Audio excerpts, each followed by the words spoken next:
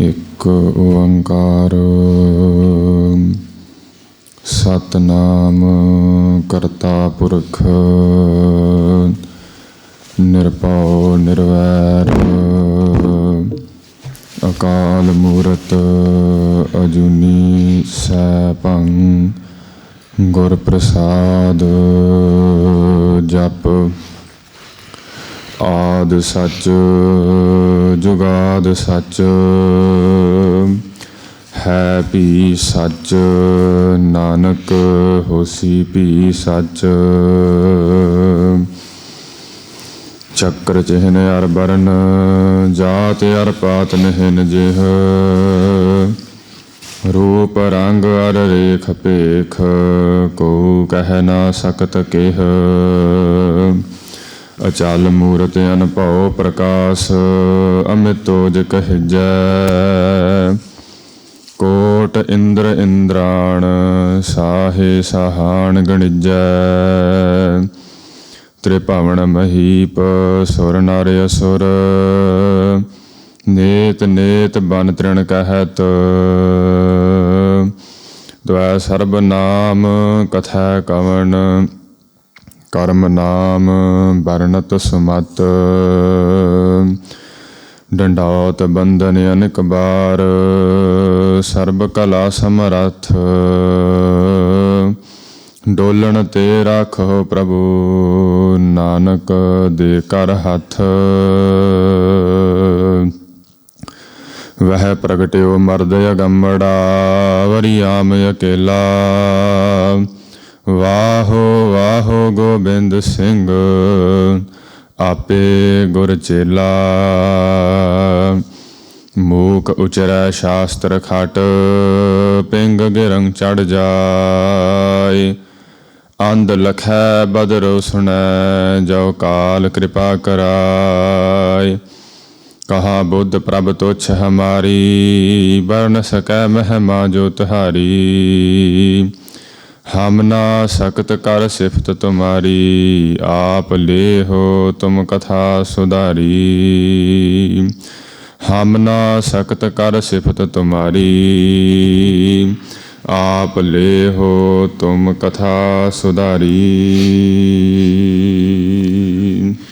ਸਤਿਨਾਮ ਸ਼੍ਰੀ ਵਾਹਿਗੁਰੂ ਸਾਹਿਬ ਜੀ। ਕਹਿਓ ਪ੍ਰਭੂ ਸੋ ਭਾਖ ਹੋ ਕਿਸੂ ਨ ਕਾਨ ਰਾਖ ਹੋ ਕਿਸੂ ਨ ਭੇਖ ਭੀਜ ਹੋ ਲੇਖ ਬੀਜ ਬੀਜ ਹੋ ਕਹਿਓ ਪ੍ਰਭੂ ਸੋ ਭਾਖ ਹੋ। ਵਾਹਿਗੁਰੂ ਜੀ ਕਾ ਖਾਲਸਾ ਵਾਹਿਗੁਰੂ ਜੀ ਕੀ ਫਤਿਹ।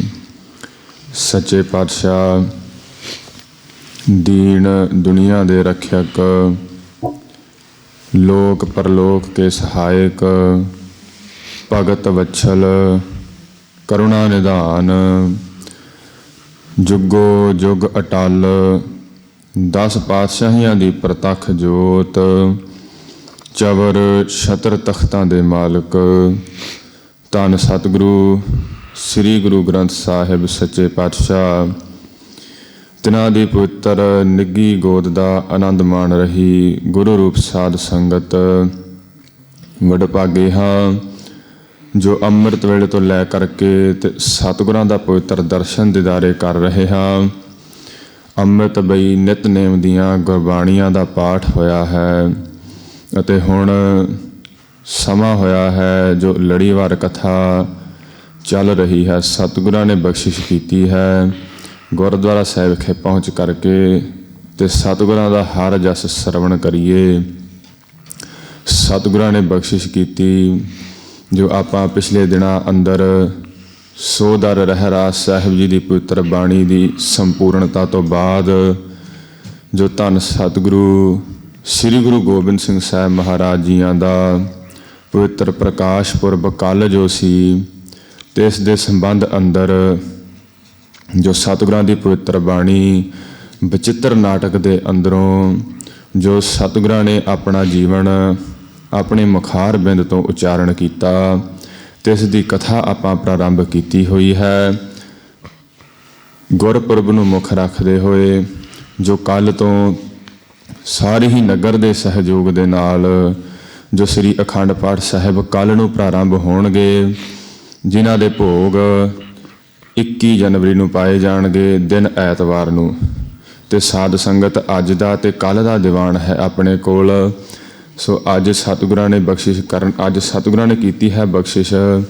ਜੋ ਕੱਲ੍ਹ ਆਪਾਂ ਸਰਵਣ ਕੀਤਾ ਸੀ ਕਿ ਸਤਿਗੁਰਾਂ ਨੇ ਜੋ ਪਹਿਲਾਂ ਆਪਣਾ ਸੋਢੀ ਵੰਸ਼ ਦਾ ਜੋ ਇਤਿਹਾਸ ਅਤੇ ਜੋ ਬੇਦੀ ਵੰਸ਼ ਦਾ ਇਤਿਹਾਸ ਸਤਿਗੁਰਾਂ ਨੇ ਦੱਸਣਾ ਕੀਤਾ ਕਿ ਕਿੱਥੋਂ ਇਹ ਵੰਸ਼ਾਂ ਆਰੰਭ ਹੋਈਆਂ ਚੱਲੀਆਂ। ਉਪਰੰਤ ਸਤਿਗੁਰਾਂ ਨੇ ਬਖਸ਼ਿਸ਼ ਕਰਕੇ ਕਿ 3 ਬੇਦੀਆਂ ਕੀ ਕੁੱਲ ਵਿਖੇ ਪ੍ਰਗਟੇ ਨਾਨਕ ਰਾਏ, ਕਿ ਸਤਿਗੁਰੂ ਨਾਨਕ ਮਹਾਰਾਜ ਜੀ ਦਾ ਪ੍ਰਕਾਸ਼ ਹੋਇਆ। ਤੇ ਇਸ ਪ੍ਰਕਾਰ ਜੋ ਧੰਨ ਸ੍ਰੀ ਗੁਰੂ ਰਾਮਦਾਸ ਮਹਾਰਾਜ ਜੀ ਸਨ, ਉਹ ਸੋਢੀ ਵੰਸ਼ ਦੇ ਅੰਦਰੋਂ ਉਹ ਗੁਰਤਾ ਗੱਦੀ ਉੱਪਰ ਬਿਰਾਜਮਾਨ ਹੋਏ। ਉਪਰੰਤ ਧੰਨ ਗੁਰੂ ਸ੍ਰੀ ਗੁਰੂ ਤੇਗ ਬਹਾਦਰ ਸਾਹਿਬ ਮਹਾਰਾਜ ਜੀ ਦੀ ਜਿਸ ਸਮੇਂ ਸ਼ਹੀਦੀ ਹੋਈ, ਤੇ ਜੋ ਗੁਰਤਾ ਗੱਦੀ ਸੀ ਧੰਨ ਗੁਰੂ ਗੋਬਿੰਦ ਸਿੰਘ ਸਾਹਿਬ ਮਹਾਰਾਜ ਜੀਆਂ ਨੂੰ ਬਖਸ਼ਿਸ਼ ਹੋਈ। ਉਪਰੰਤ ਫਿਰ ਕੱਲ੍ਹ ਦੇ ਦੀਵਾਨ ਅੰਦਰ ਸਤਿਗੁਰਾਂ ਨੇ ਜੋ ਆਪਾਂ 6ਵਾਂ ਅਧਿਆਏ ਆਰੰਭ ਕੀਤਾ ਸੀ, ਉਸ ਦੀਆਂ 33 ਪੌੜੀਆਂ ਕੱਲ੍ਹ ਹੋ ਗਈਆਂ ਸਨ, ਜਿਨ੍ਹਾਂ ਦੇ ਅੰਦਰ ਸਤਿਗੁਰਾਂ ਨੇ ਅਬ ਮੈਂ ਆਪਣੀ ਕਥਾ ਬਖਾਨੋ ਤਬ ਤਪ ਸਾਧਤ ਇਹ ਬਿਦ ਮੋਹਿ ਆਨੋ। ਇਸ ਸਤਿਗੁਰਾਂ ਨੇ ਆਪਣੀ ਜੋ ਕਥਾ ਜਿਸ ਸਮੇਂ ਸਤਿਗੁਰੂ ਹੇਮਕੁੰਟ ਦੇ ਪਰਬਤ ਉੱਤੇ ਬੈਠ ਕਰਕੇ ਸਤਿਗੁਰਾਂ ਨੇ ਤਪੱਸਿਆ ਭਗਤੀ ਕੀਤੀ, ਪਰਮੇਸ਼ਰ ਨੇ ਪ੍ਰਸੰਨ ਹੋ ਕਰਕੇ ਤੇ ਇਹਨਾਂ ਨੂੰ ਫਿਰ ਆਪਣੇ ਕੋਲ ਬੁਲਾ ਲਿਆ। ਤੇ ਸਤਿਗੁਰਾਂ ਨੇ ਫਰਮਾਇਆ ਕਿ ਦਵੈ ਤੇ ਏਕ ਰੂਪ ਹਵੈ ਗਇਓ। ਮੈਂ ਤੇ ਪਰਮੇਸ਼ਰ ਪਹਿਲਾਂ 2 ਸਾਂ, ਭਗਤੀ ਤੇ ਤਪ ਕਰਨ ਕਰਕੇ ਇੱਕ ਰੂਪ ਹੋ ਗਏ।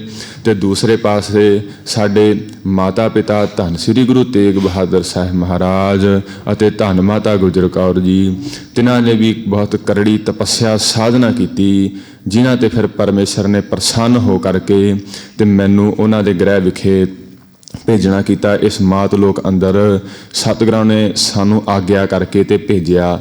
ਅਤੇ ਉਹ ਇਸ ਮਾਤ ਲੋਕ ਅੰਦਰ ਸਤਿਗੁਰਾਂ ਨੂੰ ਭੇਜਣ ਤੋਂ ਪਹਿਲਾਂ ਜੋ ਪਰਮੇਸ਼ਰ ਦੇ ਨਾਲ, ਵਾਹਿਗੁਰੂ ਦੇ ਨਾਲ ਸਤਿਗੁਰਾਂ ਦੀ ਜੋ ਗੱਲਬਾਤ ਵਿਚਾਰ ਹੋਈ, ਜੋ ਪਰਮੇਸ਼ਰ ਨੇ ਕਿਹਾ ਕਿ ਤੁਹਾਡੇ ਤੋਂ ਪਹਿਲਾਂ ਇਸ ਸੰਸਾਰ ਦੇ ਅੰਦਰ ਮੈਂ ਦੇਵਤੇ ਬਣਾਏ, ਅਸੀਂ ਦੈਂਤ ਬਣਾਏ, ਇਹ ਮਨੁੱਖ ਬਣਾ ਦਿੱਤੇ, 8 ਸਾਖੀ ਸਤਿਗੁਰਾਂ ਨੇ ਬਣਾਏ, ਸੂਰਜ, ਚੰਦਰਮਾ, ਧਰਮ ਰਾਜਾ ਤੇ 5 ਤੱਤ ਆਦਿਕ ਇਹ ਬਣਾ ਕਰਕੇ ਪੈਦਾ ਕੀਤੇ। ਪਰ ਸਾਰਿਆਂ ਨੇ ਹੀ ਆਪੋ ਆਪਣੀ ਪੂਜਾ ਦੇ ਵਿੱਚ ਸੰਸਾਰ ਨੂੰ ਲਗਾ ਲਿਆ। ਪਰਮੇਸ਼ਰ ਨੂੰ ਕਿਸੇ ਨੇ ਨਹੀਂ ਜਾਣਿਆ। ਕਿਸੇ ਨੇ ਪਰਮੇਸ਼ਰ ਦਾ ਜਿਹੜਾ ਰਾਹ ਸੀ, ਪਰਮੇਸ਼ਰ ਦਾ ਸਿਮਰਨ ਕਰਨ ਦਾ ਤੇ ਭਗਤੀ ਕਰਨ ਦਾ, ਉਹ ਕਿਸੇ ਨੇ ਦ੍ਰਿੜ ਨਾ ਕਰਾਇਆ। ਤੇ ਸਾਰੇ ਆਪੋ ਆਪਦੀ ਪੂਜਾ ਦੇ ਅੰਦਰ ਹੀ ਲੱਗ ਗਏ, ਬਲੀਆਂ ਦੇ ਲੈਣ ਵਿੱਚ, ਪੂਜਾ ਕਰਾਉਣ ਵਿੱਚ ਲੱਗ ਗਏ। ਇਸ ਪ੍ਰਕਾਰ ਸਾਰੇ ਹੀ ਜੀਵਾਂ ਨੂੰ ਭੇਖ ਦਿਖਾ ਕਰਕੇ ਤੇ ਉਹਨਾਂ ਨੇ ਆਪਣੇ ਨਾਲ ਹੀ ਜੋੜਿਆ, ਪਰਮੇਸ਼ਰ ਨਾਲ ਕਿਸੇ ਨੇ ਨਹੀਂ ਜੋੜਿਆ। ਤੇ ਫਿਰ ਇਹ ਸਤਿਗੁਰਾਂ ਨੂੰ ਵਾਹਿਗੁਰੂ ਨੇ ਬਖਸ਼ਿਸ਼ ਕੀਤੀ ਤੇ ਇਹਨਾਂ ਨੂੰ ਫਿਰ ਇਹ ਹੁਕਮ ਲਗਾ ਕਰਕੇ ਭੇਜਿਆ ਮਾਤ ਲੋਕ ਅੰਦਰ ਕਿ ਤੁਸੀਂ ਧਰਮ ਦਾ ਪ੍ਰਚਾਰ ਕਰਨਾ ਹੈ। ਇਸੇ ਕਾਰਨ ਕਰਕੇ ਸਤਿਗੁਰਾਂ ਨੇ ਇਹ ਫਰਮਾਇਆ, ਇਹ ਕਾਰਨ ਪ੍ਰਭ ਮੋਹੇ ਪਠਾਇਓ ਤਬ ਮੈਂ ਜਗਤ ਜਨਮ ਧਰ ਆਇਓ। ਇਸੇ ਕਾਰਜ ਕਰਕੇ ਜੋ ਸਤਿਗੁਰਾਂ ਨੇ ਪੰਥ ਚੱਲੈ ਤਬ ਜਗਤ ਮੈਂ, ਜਿਹੜਾ ਪਰਮੇਸ਼ਰ ਨੇ ਆਖਿਆ ਨਾ ਕਿ ਪੰਥ ਚਲਾਉਣਾ ਹੈ, ਉਸ ਕਾਰਜ ਕਰਕੇ ਫਿਰ ਪਰਮੇਸ਼ਰ ਨੇ ਜੋ ਸਤਿਗੁਰਾਂ ਨੇ ਇਸ ਮਾਤ ਲੋਕ ਅੰਦਰ ਭੇਜਿਆ। ਤੇ ਅੱਜ ਸਤਿਗੁਰੂ ਬਖਸ਼ਿਸ਼ ਕਰਦੇ ਹਨ। ਜੋ ਅੱਜ 34ਵੀਂ ਪੌੜੀ ਤੋਂ ਪ੍ਰਾਰੰਭ ਹੋ ਰਿਹਾ ਹੈ, ਜੋ ਨਰਾਜ ਛੰਦ ਦੇ ਅੰਦਰ, ਉਸ ਦੇ ਅੰਦਰ ਸਤਿਗੁਰੂ ਅੱਗੇ ਤੱਕ ਜੋ 64 ਪੌੜੀਆਂ ਹਨ, ਇਸ ਦੀਆਂ ਬਾਕੀ ਕੁੱਲ 64 ਪੌੜੀਆਂ, ਜਿਨ੍ਹਾਂ 'ਚੋਂ 33 ਆਪਾਂ ਕਰ ਚੁੱਕੇ ਹਾਂ। ਤੇ ਹੁਣ ਸਤਿਗੁਰੂ ਬਖਸ਼ਿਸ਼ ਇਹਨਾਂ ਦੇ ਅੰਦਰ ਕਰਨਗੇ ਕਿ ਜਿਸ ਪ੍ਰਕਾਰ ਨਾਲ ਮੈਨੂੰ ਪਰਮੇਸ਼ਰ ਨੇ ਹੁਕਮ ਲਾਇਆ, ਬਖਸ਼ਿਸ਼ ਕਰਕੇ ਭੇਜਿਆ, ਉਸੇ ਪ੍ਰਕਾਰ ਹੀ, ਉਸੇ ਤਰੀਕੇ ਨਾਲ ਹੀ ਮੈਂ ਆਪਣਾ ਜੀਵਨ ਜਿਉਵਾਂਗਾ। ਇਹ ਸਤਿਗੁਰੂ ਬਖਸ਼ਾਉਂਦੇ ਹਨ। ਮੈਂ ਕਿਹੜੇ ਕਿਹੜੇ ਭੇਖ ਨਹੀਂ ਕਰਾਂਗਾ ਤੇ ਕੀ ਕੀ ਕਰਾਂਗਾ, ਉਹ ਅੱਜ ਸਤਿਗੁਰੂ ਬਖਸ਼ਿਸ਼ ਕਰਦੇ ਹਨ। ਸਾਰੀ ਹੀ ਸੰਗਤ ਬੜੇ ਪ੍ਰੇਮ ਸਹਿਤ ਦੋਹੇ ਕਰ ਜੋੜ ਸਤਿਗੁਰਾਂ ਅੱਗੇ ਸੀਸ ਨਿਵਾ ਕਰਕੇ ਆਖੀਏ ਜੀ, ਸਤਨਾਮ ਸ੍ਰੀ ਵਾਹਿਗੁਰੂ ਸਾਹਿਬ ਜੀ, ਸਤਨਾਮ ਸ੍ਰੀ ਵਾਹਿਗੁਰੂ ਸਾਹਿਬ ਜੀ। ਕਹਿਓ ਪ੍ਰਭੂ ਸੋ ਭਾਖ ਹੋ। ਸਤਿਗੁਰਾਂ ਨੇ ਫਰਮਾਇਆ ਕਿ ਕਹਿਓ ਪ੍ਰਭੂ, ਜੋ ਉਸ ਪਰਮੇਸ਼ਰ ਨੇ ਮੈਨੂੰ ਉਸ ਵੇਲੇ ਭੇਜਣ ਤੋਂ ਪਹਿਲਾਂ ਜੋ ਕਿਹਾ ਸੀ, ਸੋ ਭਾਖ ਹੋ, ਉਹੀ ਅਸੀਂ ਭਾਖ ਕਰਕੇ ਤੇ ਵਖਿਆਨ ਕਰਕੇ ਤੁਹਾਨੂੰ ਸੁਣਾ ਰਹੇ ਹਾਂ, ਦੱਸ ਰਹੇ ਹਾਂ। ਕਿਸੂ ਨ ਕਾਨ ਰਾਖਹੁ। ਕਿਸੂ ਨਾ ਕਾਨ, ਕਿਸੇ ਦਾ ਕਾਨ ਜੋ ਈਣ ਹੈ, ਕਿਸੇ ਦੀ ਮੈਂ ਨਹੀਂ ਰੱਖਾਂਗਾ, ਨਹੀਂ ਮੰਨਾਂਗਾ। ਕਿਸੇ ਹੋਰ ਦੀ ਪਰਵਾਹ ਨਹੀਂ ਮੈਂ ਮੰਨਾਂਗਾ ਪਰਮੇਸ਼ਰ ਤੋਂ ਬਿਨਾ। ਕਿਸੂ ਨ ਭੇਖ ਭੀਜਹੁ। ਕਿਸੇ ਦੇ ਵੀ ਭੇਖ ਕੀਤੇ ਹੋਏ ਨੂੰ ਦੇਖ ਕਰਕੇ ਮੈਂ ਭਿੱਜਾਂਗਾ, ਮੈਂ ਪ੍ਰਸੰਨ ਨਹੀਂ ਹੋਵਾਂਗਾ। ਜਿਤਨੇ ਮਰਜ਼ੀ ਕੋਈ ਭੇਖ ਬਣਾ ਲਵੇ। ਅੱਜ ਸਤਿਗੁਰਾਂ ਨੇ ਇਸ ਭੇਖਾਂ ਦਾ ਤੇ ਇਹ ਡੰਬਾਂ ਦਾ ਇਹਨਾਂ ਪੌੜੀਆਂ ਦੇ ਅੰਦਰ ਬਹੁਤ ਹੀ ਕਰੜਾਈ ਦੇ ਨਾਲ ਖੰਡਨ ਕੀਤਾ ਹੈ। ਉਹ ਸਤਿਗੁਰੂ ਬਖਸ਼ਿਸ਼ ਕਰਦੇ ਹਨ ਕਿ ਕਿਸੂ ਨਾ ਭੇਖ ਭੀਜਹੁ, ਕਿਸੇ ਭੇਖ ਨੂੰ ਦੇਖ ਕਰਕੇ ਮੈਂ ਭਿੱਜਾਂਗਾ ਨਹੀਂ, ਮੈਂ ਪ੍ਰਸੰਨ ਨਹੀਂ ਹੋਵਾਂਗਾ। ਲੇਖ ਬੀਜ ਬੀਜਹੁ। ਅਲੇਖ, ਜਿਹੜਾ ਲੇਖੇ ਤੋਂ ਰਹਿਤ ਜਿਹੜਾ ਉਹ ਪਰਮੇਸ਼ਰ ਹੈ, ਉਸ ਦਾ ਜੋ ਨਾਮ ਜਿਹੜਾ ਬੀਜ ਨਾਮ ਹੈ, ਉਹੀ ਉਸ ਨਾਮ ਨੂੰ ਹੀ ਮੈਂ ਬੀਜਾਂਗਾ, ਆਪ ਜਪਾਂਗਾ ਅਤੇ ਸੰਗਤ ਨੂੰ, ਸਾਰੀ ਜਗਤ ਨੂੰ ਮੈਂ ਉਹੀ ਨਾਮ ਪਰਮੇਸ਼ਰ ਦਾ ਹੀ ਜਪਾਵਾਂਗਾ। ਪਖਾਨ ਪੂਜ ਹੋ ਨਹੀਂ। ਪਖਾਨ ਜਿਹੜਾ ਪੱਥਰ ਹਨ, ਉਹਨਾਂ ਨੂੰ ਮੈਂ ਪੂਜਣ ਵਾਲਾ ਬਿਲਕੁਲ ਵੀ ਨਹੀਂ ਹਾਂ, ਨਹੀਂ ਪੂਜਾਂਗਾ। ਨਾ ਭੇਖ ਭੀਜ ਹੋ ਕਹੀਂ। ਕਿਸੇ ਵੀ ਭੇਖ ਤੋਂ ਮੈਂ ਨਹੀਂ ਭਿੱਜਾਂਗਾ, ਮੈਂ ਪ੍ਰਸੰਨ ਨਹੀਂ ਹੋਵਾਂਗਾ।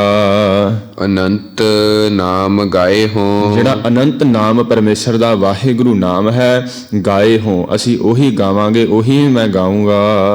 ਪਰਮ ਪੁਰਖ ਪਾਏ ਹੋ।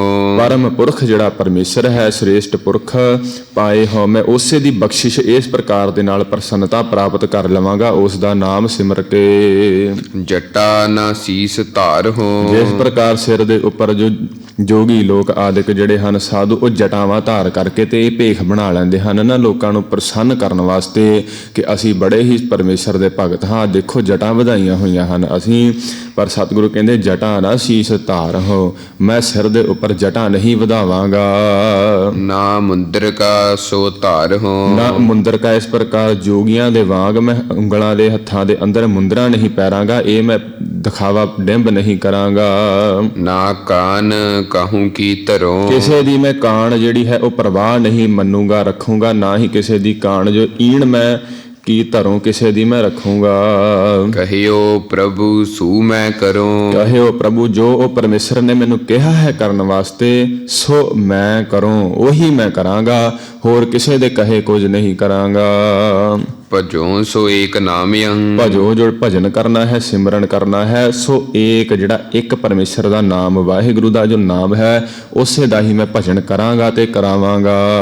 ਜੋ ਕਾਮ ਸਰਬ ਠਾਮਯੰ। ਜੋ ਕਾਮ ਜਿਹੜਾ ਸਾਰੇ ਹੀ ਕਾਰਜਾਂ ਦੇ ਸਰਬ ਠਾਮਿੰ, ਸਾਰਿਆਂ ਦਾ ਆਸਰਾ ਹੈ, ਸਾਰੇ ਹੀ ਕਾਰਜਾਂ ਦਾ, ਸਾਰੇ ਹੀ ਕਾਰਜਾਂ ਨੂੰ ਪੂਰੇ ਕਰਨ ਦੇ ਤੇ ਕਰਾਉਣ ਦੇ ਸਮਰੱਥ ਹੈ, ਐਸਾ ਜੋ ਨਾਮ ਹੈ, ਮੈਂ ਉਸੇ ਦਾ ਹੀ ਭਜਨ ਕਰਾਂਗਾ। ਨਾ ਜਾਪ ਆਨ ਕੋ ਜਪੋ। ਕਿਸੇ ਹੋਰ ਦਾ ਆਣ ਨਾ ਜਾਪ, ਆਣ ਕਉ ਕਿਸੇ ਹੋਰ ਦਾ, ਪਰਮੇਸ਼ਰ ਤੋਂ ਬਿਨਾ ਕਿਸੇ ਦਾ ਮੈਂ ਜਾਪ ਜਿਹੜਾ ਹੈ ਉਹ ਨਹੀਂ ਕਰਾਂਗਾ। ਨਾ ਔਰ ਥਾਪਨਾ ਥਪੋ। ਕੋਈ ਹੋਰ ਮੈਂ ਥਾਪਣਾ ਵੀ ਨਹੀਂ ਇਸ ਪ੍ਰਕਾਰ ਥਪਾ ਦੂੰਗਾ ਕਿ ਸਾਰੇ ਉਸੇ ਨੂੰ ਪੂਜਣ ਲੱਗ ਪੈਣ। ਮੈਂ ਤਾਂ ਕੇਵਲ ਪਰਮੇਸ਼ਰ ਦੇ ਨਾਲ ਹੀ ਸਾਰਿਆਂ ਨੂੰ ਜੋੜਨਾ ਹੈ। ਬੇਅੰਤੀ ਨਾਮ ਧਿਆਏ ਹੋ। ਬੇਅੰਤ ਨਾਮ ਧਿਆਏ ਹੋ। ਬੇਅੰਤ ਜਿਹੜਾ ਪਰਮੇਸ਼ਰ ਦਾ ਨਾਮ ਅੰਤ ਤੋਂ ਰਹਿਤ ਹੈ, ਇਸ ਪ੍ਰਕਾਰ ਜੋ ਪਰਮੇਸ਼ਰ ਬੇਅੰਤ ਹੈ, ਉਸ ਦਾ ਨਾਮ ਧਿਆਏ ਹੋ, ਉਸੇ ਦਾ ਹੀ ਨਾਮ ਮੈਂ ਧਿਆਉਣਾ, ਸਿਮਰਨਾ ਕਰਾਂਗਾ। ਪਰਮ ਜੋਤ ਪਾਏ ਹੋ। ਪਰਮ ਜੋਤ ਜਿਹੜੀ ਜੋਤ ਹੈ ਨਾ, ਪਰਮ ਸ੍ਰੇਸ਼ਟ ਜੋਤ ਜੋ ਪਰਮੇਸ਼ਰ ਹੈ, ਪਾਏ ਹੋ, ਮੈਂ ਇਸ ਪ੍ਰਕਾਰ ਦੇ ਨਾਲ ਉਸ ਦੀ ਬਖਸ਼ਿਸ਼ ਅਤੇ ਪ੍ਰਸੰਨਤਾ ਪ੍ਰਾਪਤ ਕਰਾਂਗਾ, ਉਸ ਦਾ ਨਾਮ ਜਪ ਕੇ। ਨਾ ਧਿਆਨ ਆਨ ਕੋ ਧਰੋ। ਆਣ ਕਿਸੇ ਹੋਰ ਦਾ ਮੈਂ ਧਿਆਨ ਜਿਹੜਾ ਨਹੀਂ ਧਰਾਂਗਾ, ਧਿਆਨ ਕੇਵਲ ਪਰਮੇਸ਼ਰ ਦਾ ਹੀ ਧਰਾਂਗਾ। ਸਤਿਗੁਰਾਂ ਨੇ ਬਖਸ਼ਿਸ਼ ਕੀਤੀ ਨਾ, ਚੁਭੀ ਰਹੀ ਸੁਰਤ ਪ੍ਰਭ ਚਰਨਨ ਮੈਂ, ਕਿ ਸਤਿਗੁਰਾਂ ਦੀ ਸੁਰਤੀ ਤਾਂ ਜਿਹੜੀ ਪ੍ਰਭੂ ਦੇ ਚਰਨਾਂ ਵਿੱਚ ਹੀ ਚੁਭੀ ਰਹੀ, ਇਸ ਸੰਸਾਰ ਦੇ ਅੰਦਰ ਵੀ ਆਣ ਕਰਕੇ। ਤਾਂ ਹੀ ਸਤਿਗੁਰੂ ਫਰਮਾਉਂਦੇ ਹਨ ਕਿ ਨਾ ਨਾਮ ਆਣ ਉਚਰੋ, ਕਿਸੇ ਹੋਰ ਦਾ ਨਾਮ ਮੈਂ ਉਚਾਰਨ ਨਹੀਂ ਕਰਾਂਗਾ, ਪਰਮੇਸ਼ਰ ਦਾ ਨਾਮ ਹੀ ਉਚਾਰਾਂਗਾ। ਤਵਿਕ ਨਾਮ ਰਤਿਅੰਗ। ਤਵਕ ਨਾਮ ਰਤਿੰਗ, ਇਹ ਪਰਮੇਸ਼ਰ ਜਿਹੜਾ ਤੁਹਾਡਾ ਨਾਮ ਹੈ, ਰਤਿੰਗ ਮੈਂ ਉਸੇ ਵਿੱਚ ਹੀ ਰਤਿਆ ਰਵਾਂਗਾ, ਰਚਿਆ ਰਵਾਂਗਾ, ਉਸੇ ਵਿੱਚ ਹੀ ਮੈਂ ਪ੍ਰਸੰਨ ਰਵਾਂਗਾ। ਨਾ ਆਨ ਮਾਤ ਮਤਿਅੰਗ। ਹੋਰ ਕੋਈ ਜਿਹੜੀਆਂ ਮੱਤਾਂ ਦੀਆਂ ਮਨੌਤਾਂ ਮੰਨਣੀਆਂ ਹਨ, ਮੈਂ ਉਹ ਨਹੀਂ ਮੰਨਾਂਗਾ, ਪਰਮੇਸ਼ਰ ਕੇਵਲ ਤੁਹਾਨੂੰ ਹੀ ਮੰਨਾਂਗਾ। ਪਰਮ ਧਿਆਨ ਯਾਰੀਅੰ। ਪਰਮ ਜਿਹੜਾ ਪਰਮ ਪਰਮੇਸ਼ਰ ਹੈ, ਧਿਆਨ ਧਾਰੀ, ਮੈਂ ਉਸੇ ਦਾ ਪਰਮੇਸ਼ਰ ਦਾ ਹੀ ਧਿਆਨ ਧਰਾਂਗਾ ਤੇ ਇਸ ਪ੍ਰਕਾਰ ਸਾਰਿਆਂ ਨੂੰ ਉਸ ਪਰਮੇਸ਼ਰ ਦਾ ਹੀ ਧਿਆਨ ਧਰਾਵਾਂਗਾ। ਅਨੰਤ ਪਾਪ ਟਾਰੀਅੰ। ਐਸਾ ਜੋ ਪਰਮੇਸ਼ਰ ਦਾ ਨਾਮ ਅਨੰਤ ਗਿਣਤੀ ਤੋਂ ਰਹਿਤ ਜਿਹੜੇ ਪਾਪ ਹਨ ਉਹਨਾਂ ਨੂੰ ਟਾਰ ਦਿੰਦਾ, ਨਾਸ ਕਰ ਦਿੰਦਾ ਹੈ ਜਿਹੜਾ ਨਾਮ, ਉਸੇ ਨੂੰ ਹੀ ਮੈਂ ਧਿਆਵਾਂਗਾ।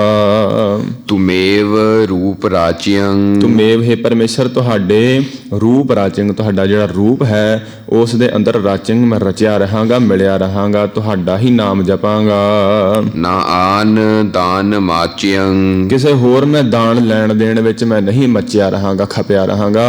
ਜਿਸ ਪ੍ਰਕਾਰ ਬਲੀਆਂ ਲੈਣੀਆਂ ਆਦਿਕ ਇਹਨਾਂ ਦੇ ਅੰਦਰ ਮੈਂ ਨਹੀਂ ਰਚਾਂਗਾ। ਤਵਕ ਨਾਮ ਉਚਾਰਿਅੰ ਤਵਕ ਤੁਹਾਡਾ ਹੀ ਹੈ ਪਰਮੇਸ਼ਰ ਨਾਮ ਉਚਾਰਿਅੰ ਮੈਂ ਉਚਰਾਂਗਾ। ਅਨੰਤ ਦੁਖ ਟਾਰਿਅੰ ਜਿਹੜਾ ਅਨੰਤਾਂ ਹੀ ਬੇਅੰਤ ਹੀ ਦੁੱਖਾਂ ਨੂੰ ਟਾਰਿਅੰ ਨਾਸ ਕਰ ਦੇਣ ਵਾਲਾ ਹੈ, ਐਸਾ ਜੋ ਨਾਮ ਮੈਂ ਉਸੇ ਦਾ ਹੀ ਸਿਮਰਨ ਕਰਾਂਗਾ।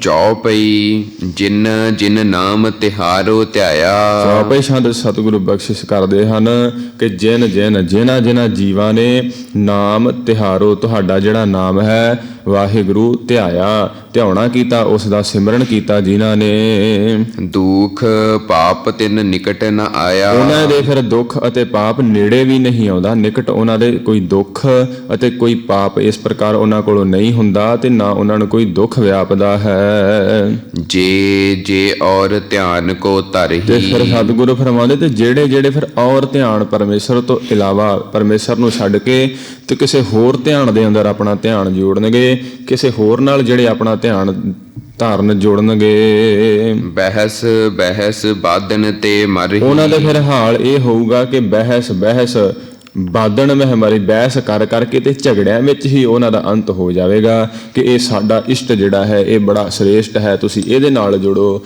ਦੂਸਰਾ ਇਸ਼ਟ ਜਿਹੜਾ ਧਰਮ ਹੈ ਉਹ ਮਾੜਾ ਹੈ। ਇਸ ਪ੍ਰਕਾਰ ਜਿਹੜੇ ਬਹਿਸ ਝਗੜੇ ਹਨ ਉਹ ਫਿਰ ਜਿਨ੍ਹਾਂ ਨੇ ਪਰਮੇਸ਼ਰ ਦਾ ਨਾਮ ਨਹੀਂ ਨਾ ਧਿਆਇਆ, ਪਰਮੇਸ਼ਰ ਦੇ ਨਾਲ ਨਹੀਂ ਜੁੜੇ, ਉਹ ਫਿਰ ਇਹਨਾਂ ਝਗੜਿਆਂ ਦੇ ਵਿੱਚ ਬਖੇੜਿਆਂ ਦੇ ਵਿੱਚ ਇੱਥੇ ਹੀ ਲੜ ਕੇ ਤੇ ਮਰਨਗੇ। ਹਮ ਇਹ ਕਾਜ ਜਗਤਮੋ ਆਏ ਸਤਿਗੁਰੂ ਫਰਮਾਉਂਦੇ ਹੁਣ ਇਸ ਕਾਰਨ ਕਰਕੇ ਅਸੀਂ ਇਸ ਜਗਤ ਵਿੱਚ ਆਉਣਾ ਕੀਤਾ ਹੈ। ਕਿਹੜਾ? ਧਰਮ ਹੇਤ ਗੁਰਦੇਵ ਪਠਾਏ ਧਰਮ ਹੇਤ, ਇਹ ਧਰਮ ਚਲਾਉਣ ਵਾਸਤੇ, ਧਰਮ ਦਾ ਕਾਰਜ ਕਰਨ ਵਾਸਤੇ, ਧਰਮ ਦਾ ਵਿਸਥਾਰ ਕਰਨ ਵਾਸਤੇ ਗੁਰਦੇਵ ਜੋ ਗੁਰੂਦੇਵ ਪਰਮੇਸ਼ਰ ਪਠਾਏ ਸਾਨੂੰ ਉਸਨੇ ਭੇਜਿਆ ਹੈ। ਜਹਾਂ ਤਹਾਂ ਤੁਮ ਧਰਮ ਵਿਖਾਰੋ ਜਹਾਂ ਤਹਾਂ ਜਿੱਥੇ ਕਿਤੇ ਵੀ ਤੁਸੀਂ ਜਾਓ ਇਸ ਮਾਤ ਲੋਕ ਦੇ ਅੰਦਰ ਧਰਮ ਵਿਥਾਰੋ, ਧਰਮ ਦਾ ਹੀ ਪ੍ਰਚਾਰ ਕਰਨਾ ਹੈ। ਇਹ ਸਤਿਗੁਰੂ ਕਹਿੰਦੇ ਸਾਨੂੰ ਪਰਮੇਸ਼ਰ ਨੇ ਇਹ ਹੁਕਮ ਦੇ ਕਰਕੇ ਭੇਜਿਆ ਹੈ। ਜਹਾਂ ਤਹਾਂ ਤੁਮ ਧਰਮ ਵਿਥਾਰੋ, ਤੁਸੀਂ ਧਰਮ ਦਾ ਹੀ ਵਿਸਥਾਰ ਪ੍ਰਚਾਰ ਕਰਨਾ ਹੈ।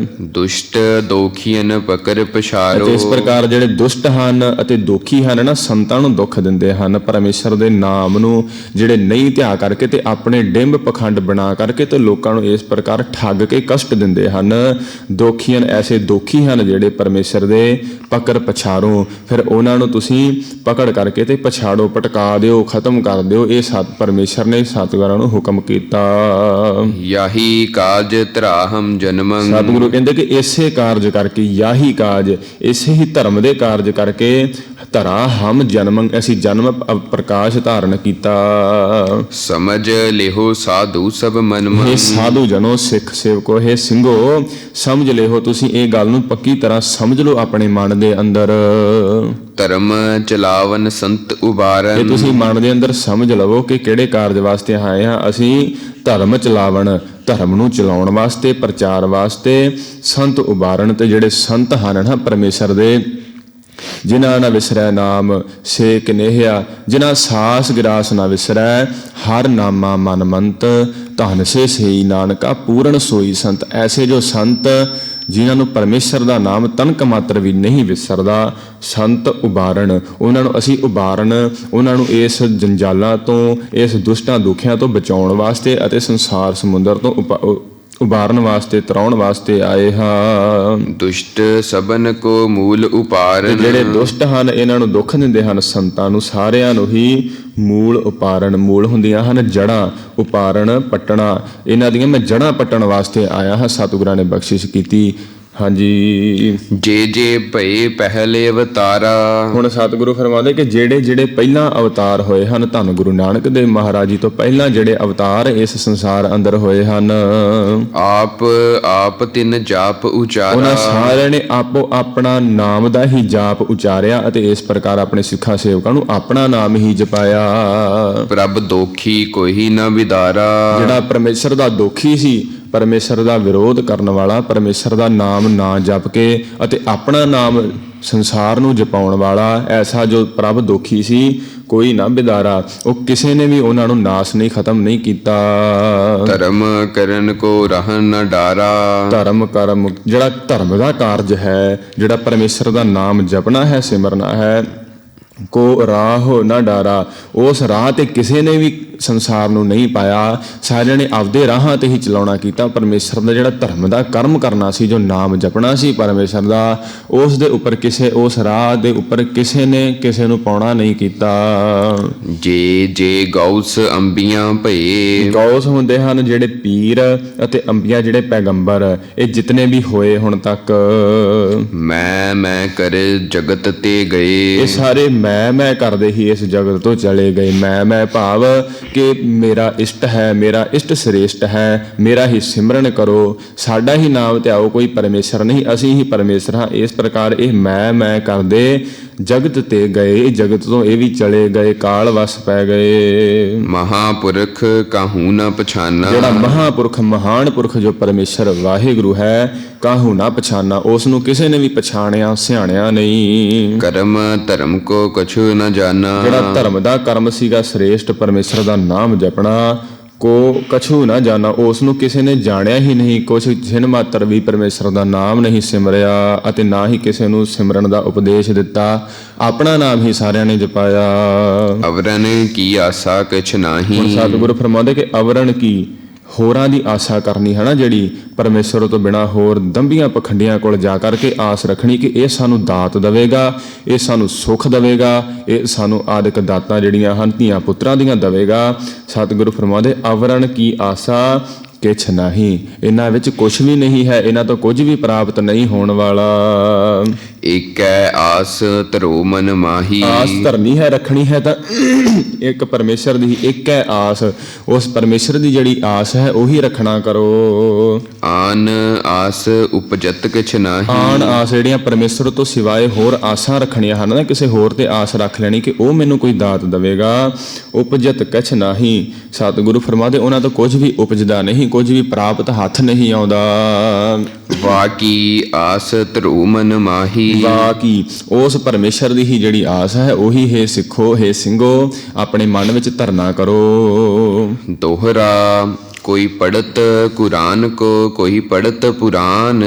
ਸਤਿਗੁਰੂ ਫਰਮਾਉਂਦੇ ਕੋਈ ਪੜਤ, ਜਿਹੜੇ ਕਈ ਮੁਸਲਮਾਨ ਹਨ ਉਹ ਕੁਰਾਨ ਨੂੰ ਪੜ੍ਹਦੇ ਹਨ, ਤੇ ਕੋਈ ਪੜਤ ਪੁਰਾਣ, ਤੇ ਜਿਹੜੇ ਹਿੰਦੂ ਲੋਕ ਹਨ ਉਹ ਪੁਰਾਣਾਂ ਨੂੰ ਆਦਿਕਾਂ ਨੂੰ ਪੜ੍ਹਦੇ ਹਨ। ਕਾਲ ਨਾ ਸਕਤ ਬਚਾਏ ਕੈ ਫੋਕਟ ਧਰਮ ਨਿਦਾਨ। ਪਰ ਜੇਕਰ ਇਹਨਾਂ ਨੂੰ ਕੇਵਲ ਪੜਨ ਮਾਤਰ ਹੀ ਰਹਿ ਗਏ ਤੇ ਇਹਨਾਂ ਤੇ ਅਮਲ ਨਾ ਕੀਤਾ, ਕਾਲ ਨਾ ਸਕਤ ਬਚਾਏ ਕੈ, ਫਿਰ ਇਹ ਕਾਲ ਜਿਹੜਾ ਹੈ ਨਾ, ਉਹ ਪਰਮੇਸ਼ਰ ਦਾ ਜਿਹੜਾ ਕਾਲ ਹੈ ਨਾਸ ਕਰ ਦੇਣ ਵਾਲਾ ਸਾਰਿਆਂ ਨੂੰ, ਉਸ ਤੋਂ ਫਿਰ ਕੋਈ ਇਹ ਪਾਠ ਇਹਨਾਂ ਦਾ ਕੋਈ ਬਚਾਉਣ ਵਾਲਾ ਨਹੀਂ ਹੈ। ਫੋਕਟ ਧਰਮ ਨਿਦਾਨ, ਨਿਦਾਨ ਹੁੰਦਾ ਹੈ ਖਾਲੀ, ਅਥਵਾ ਨਿਦਾਨ ਹੁੰਦਾ ਹੈ ਅੰਤ ਸਮੇਂ ਫੋਕਟ ਧਰਮ। ਇਹ ਸਾਰੇ ਜਿਹੜੇ ਫੋਕਟ ਦੇ ਧਰਮ ਹਨ ਨਾ, ਜਿਹੜੇ ਪਾਠ ਕਰਨੇ ਪੁਰਾਣ ਦੇ ਅਤੇ ਕੁਰਾਨ ਦੇ, ਇਹ ਬਿਨਾਂ ਅਮਲਾਂ ਤੋਂ ਇਹ ਸਾਰੇ ਹੀ ਵਿਅਰਥ ਹਨ, ਜੇਕਰ ਪਰਮੇਸ਼ਰ ਦਾ ਨਾਮ ਨਾ ਜਪਿਆ। ਚੌਪਈ ਕਈ ਕੋਟ ਮਿਲ ਪੜਤ ਕੁਰਾਨਾ। ਕਈ ਕੋਟ ਕਰੋੜਾ ਹੀ ਮਿਲ ਕਰਕੇ ਤੇ ਪੜਤ ਕੁਰਾਨ ਨੂੰ ਪੜਨਾ ਕਰ ਰਹੇ ਹਨ।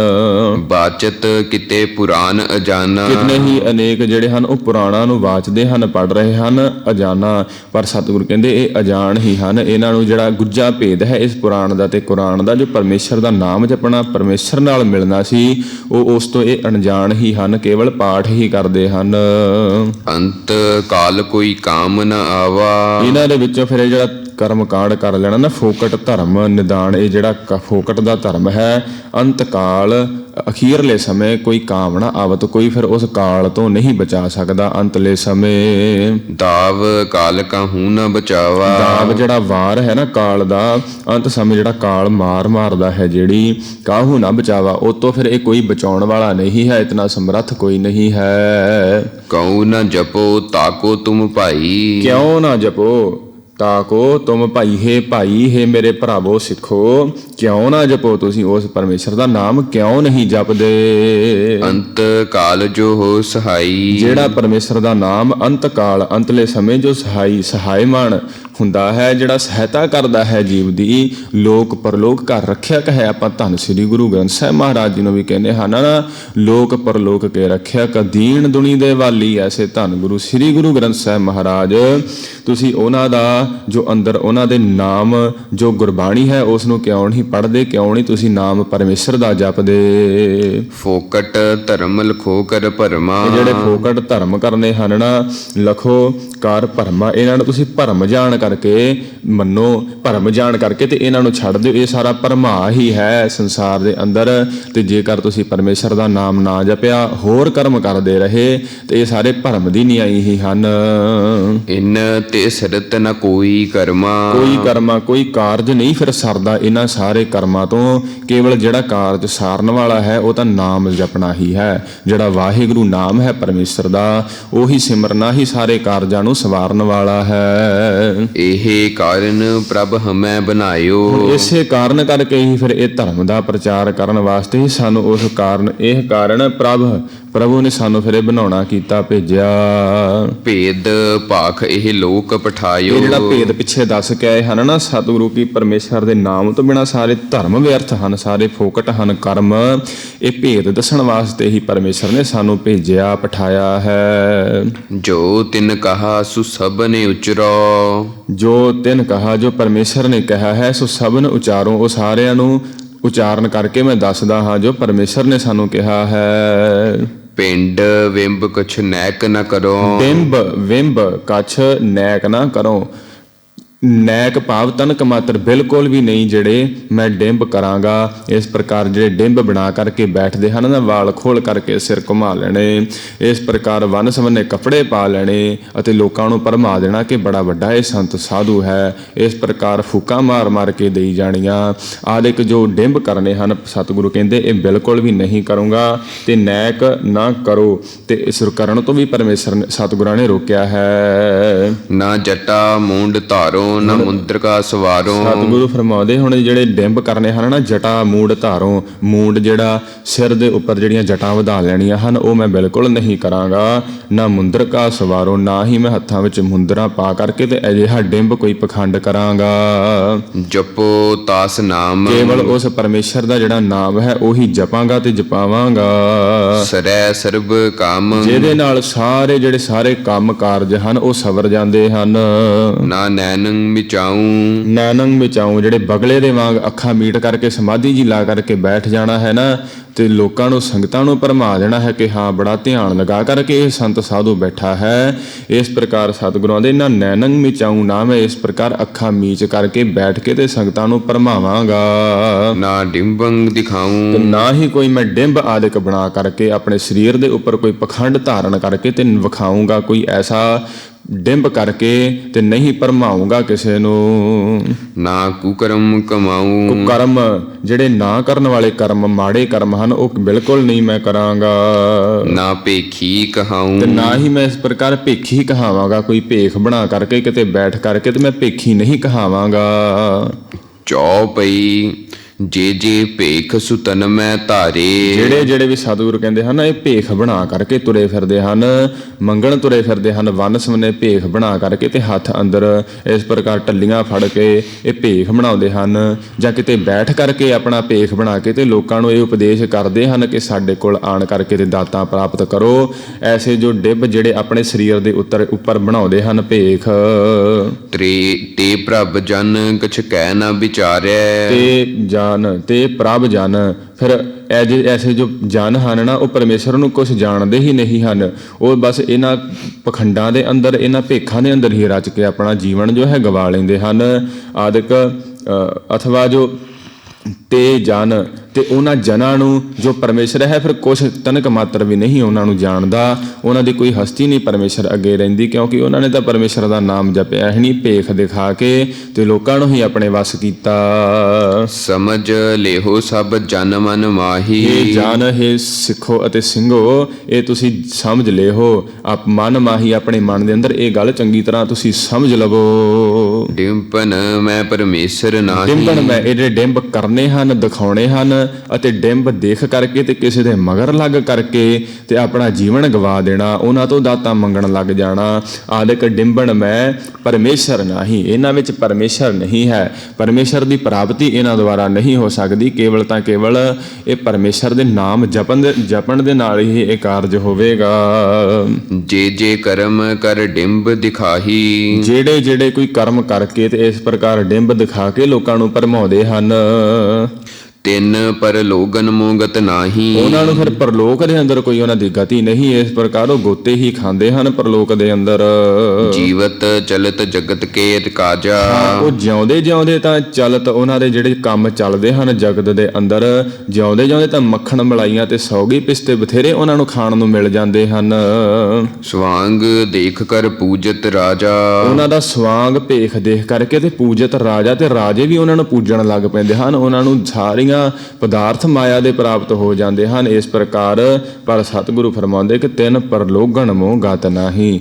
ਭੇਖ ਦਿਖਾਉਣ ਵਾਲਿਆਂ ਦੀ ਪਰਲੋਕ ਦੇ ਵਿੱਚ ਫਿਰ ਸਤਿਗੁਰੂ ਕਹਿੰਦੇ ਗਤੀ ਕੋਈ ਨਹੀਂ, ਉਹਨਾਂ ਨੂੰ ਇਸੇ ਪ੍ਰਕਾਰ ਹੀ ਜਿਹੜਾ ਹੈ ਜਗਤ ਦੇ ਅੰਦਰ ਭ੍ਰਮਣਾ ਪਵੇਗਾ। ਕਿਉਂਕਿ ਜਿਸ ਸਮੇਂ ਧੰਨ ਸ੍ਰੀ ਗੁਰੂ ਹਰਗੋਬਿੰਦ ਸਾਹਿਬ ਮਹਾਰਾਜ ਪਾਸ ਜੋ ਸਤਿਗੁਰੂ ਤੁਰੇ ਜਾ ਰਹੇ ਸਨ ਸਿੰਘਾਂ ਦੇ ਨਾਲ, ਤੇ ਉਹਨਾਂ ਦੇ ਵੱਲ ਨੂੰ ਜੋ ਸੱਪ ਸੀ ਉਸ ਨੂੰ ਜੋ ਕੀੜੇ ਪਏ ਹੋਏ ਸਨ ਉਹ ਸਤਿਗੁਰਾਂ ਵੱਲ ਆ ਰਿਹਾ ਸੀ, ਤਾਂ ਸਿੰਘਾਂ ਨੇ ਪੁੱਛਿਆ ਕਿ ਸਤਿਗੁਰੂ ਲਾਦ ਗਈ ਸੋਧਾ, ਇਸ ਨੂੰ ਨੁਕਸਾਨ ਕਰੇਗਾ ਇਹ? ਸਤਿਗੁਰਾਂ ਨੇ ਆਖਿਆ ਕਿ ਨਹੀਂ, ਕਿ ਇਹ ਧੰਨ ਗੁਰੂ ਨਾਨਕ ਮਹਾਰਾਜ ਜੀ ਦੀ ਗੁਰਤਾ ਗੱਦੀ ਦੀ ਸ਼ਰਨ ਆ ਰਿਹਾ ਹੈ, ਇਹਨੂੰ ਆ ਲੈਣ ਦਿਓ।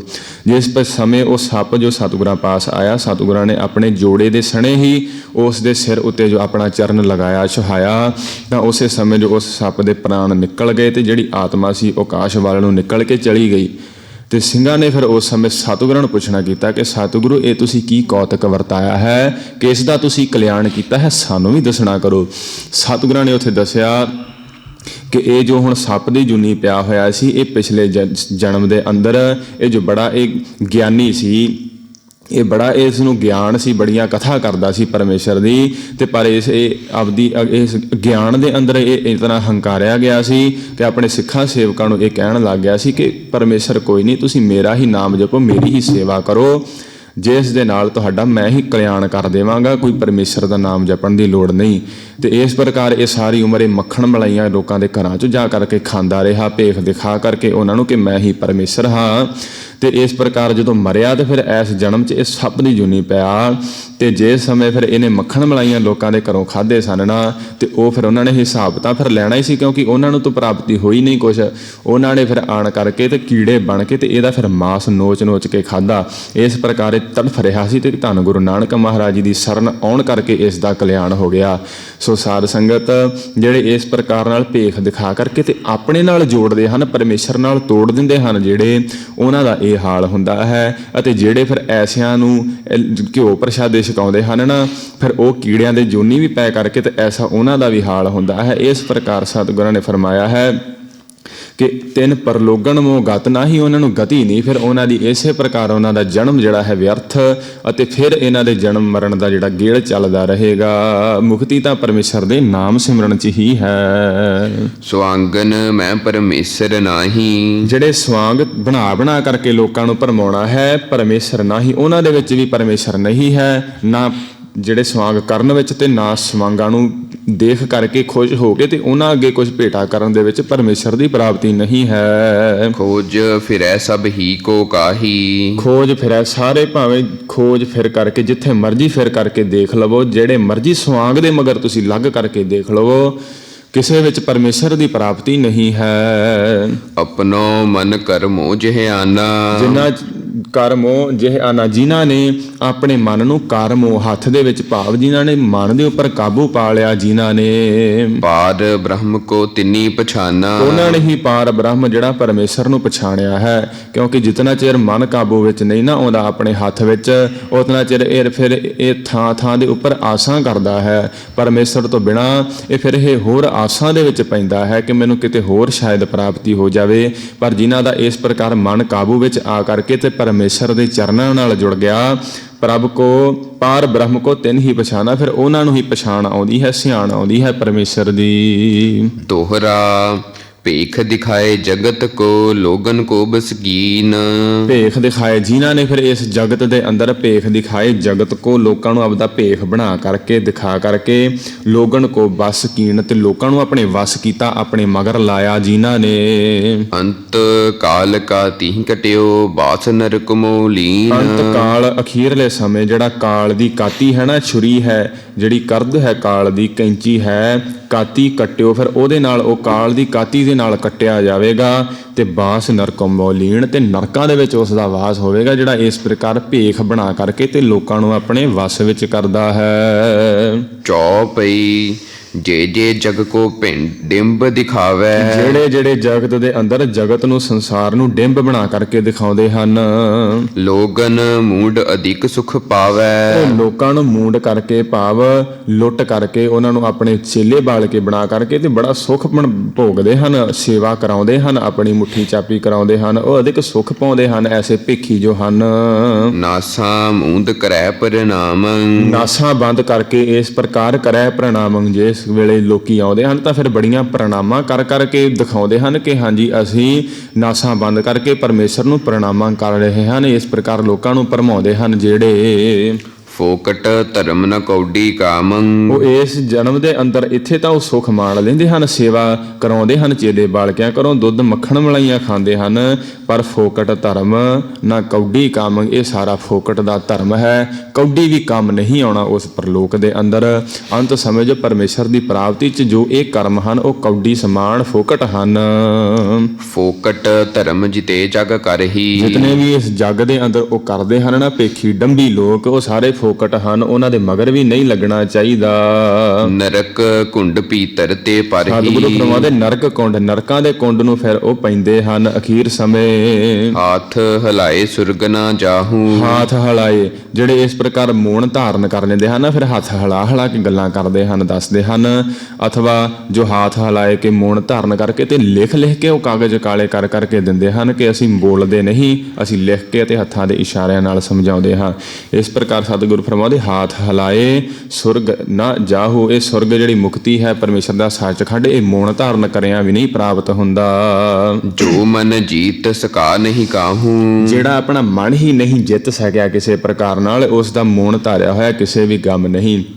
ਇੱਕ ਸਮੇਂ ਜੋ ਸਤਿਗੁਰੂ ਸ੍ਰੀ ਗੁਰੂ ਗੋਬਿੰਦ ਸਿੰਘ ਸਾਹਿਬ ਪਾਸ ਵੀ ਇੱਕ ਜੋ ਮੋਨੀ ਸਾਧੂ ਆਇਆ ਸੀ ਨਾ, ਤੇ ਸਿੰਘਾਂ ਨੇ ਫਿਰ ਉਸ ਦੀ ਪ੍ਰਸ਼ੰਸਾ ਵੀ ਕੀਤੀ ਸੀ ਕਿ ਹਾਂ ਸਤਿਗੁਰੂ ਦੇਖੋ ਵੀ ਬੜਾ ਮੋਨੀ ਸਾਧੂ ਹੈ, ਵੀ ਇਸ ਨੇ ਆਪਣੀ ਜ਼ੁਬਾਨ ਤੇ ਜੋ ਕੰਟਰੋਲ ਕੀਤਾ ਹੋਇਆ ਹੈ। ਤੇ ਸਤਿਗੁਰੂ ਤਾਂ ਜਾਣਦੇ ਸਨ ਵੀ ਕਿਤਨਾ ਕਿ ਇਹ ਮੋਨੀ ਹੈ, ਤੇ ਸਤਿਗੁਰੂ ਕਹਿਣ ਲੱਗੇ ਦਿਖਾਈਏ ਫਿਰ ਮੋਣ ਇਸ ਦਾ। ਤੇ ਸਿੰਘ ਕਹਿੰਦੇ ਹਾਂਜੀ ਸਤਿਗੁਰੂ ਵੀ ਦਿਖਾਓ, ਸਾਨੂੰ ਵੀ ਪਤਾ ਲੱਗੇ। ਤਾਂ ਉਸ ਸਮੇਂ ਸਤਿਗੁਰਾਂ ਨੇ ਇਸ ਪ੍ਰਕਾਰ ਸਿੰਘਾਂ ਨੂੰ ਸਮਝਾ ਬੁਝਾ ਦਿੱਤਾ ਵੀ ਕੱਲ ਨੂੰ ਜਦੋਂ ਇਹ ਮੋਨੀ ਸਾਧੂ ਆਵੇਗਾ ਨਾ ਤਾਂ ਇਸ ਪ੍ਰਕਾਰ ਤੁਸੀਂ ਬੋਲਣਾ ਹੈ, ਇਸ ਦੀ ਉਸਤਤੀ ਕਰਨੀ ਹੈ। ਉਹੀ ਤਰੀਕੇ ਨਾਲ ਜੋ ਅਗਲੇ ਦਿਨ ਜਦੋਂ ਇਹ ਸਾਧੂ ਆਇਆ ਸਤਿਗੁਰਾਂ ਦੇ ਪਾਸ, ਤਾਂ ਸਾਰੇ ਹੀ ਜਿਹੜੇ ਸਿੱਖ ਸਨ ਉਹ ਬੜੀ ਇਹਦੀ ਉਸਤਤੀ ਦੇ ਪੁਲ ਬੰਨਣ ਲੱਗੇ ਕਿ ਵਾਹ ਜੀ ਵਾਹ, ਇਹ ਬੜਾ ਮੋਨੀ ਸਾਧੂ ਹੈ, ਬੜਾ ਇਸਨੇ ਜ਼ੁਬਾਨ ਦੇ ਉੱਪਰ ਸੰਜਮ ਰੱਖਿਆ ਹੈ। ਸਤਿਗੁਰੂ ਵੀ ਫਿਰ ਇਸ ਪ੍ਰਕਾਰ ਉਸ ਦੀ ਉਸਤਤੀ ਕਰਨ ਲੱਗੇ ਕਿ ਆਓ ਜੀ, ਆਓ ਮੋਨੀ ਸਾਧੂ ਜੀ, ਬੈਠੋ, ਦਰਸ਼ਨ ਦਿਓ, ਧੰਨ ਹੋ ਤੁਸੀਂ ਜੋ ਆਪਦੀ ਜ਼ੁਬਾਨ ਤੇ ਕੰਟਰੋਲ ਰੱਖਿਆ ਹੋਇਆ ਹੈ, ਤੁਸੀਂ ਸੰਜਮ ਰੱਖਿਆ ਹੈ ਜ਼ੁਬਾਨ ਤੇ, ਮੋਣ ਧਾਰਿਆ, ਤੁਸੀਂ ਧੰਨ ਹੋ। ਤੇ ਵਿੱਚੋਂ ਹੀ ਜਿਸ ਪ੍ਰਕਾਰ ਸਤਿਗੁਰਾਂ ਨੇ ਸਿਖਾਇਆ ਸੀ ਕਿ ਇੱਕ ਦੋ ਸਿੰਘ ਫਿਰ ਬੋਲਣ ਲੱਗ ਪਏ ਕਿ ਕਾਹਦਾ ਇਹ ਸਤਿਗੁਰੂ ਮੋਨੀ ਹੈ, ਬਾਹਰ ਤਾਂ ਹੁਣੇ ਬਕਵਾਸ ਕਰਦਾ ਆਇਆ ਹੈ, ਭਕਾਈ ਕਰਕੇ ਆਇਆ ਹੈ, ਬਾਹਰ ਇੱਥੇ ਆਣ ਕੇ ਚੁੱਪ ਕਰ ਗਿਆ ਹੈ, ਕੋਈ ਮੋਨੀ ਸਾਧੂ ਨਹੀਂ ਹੈ ਇਹ।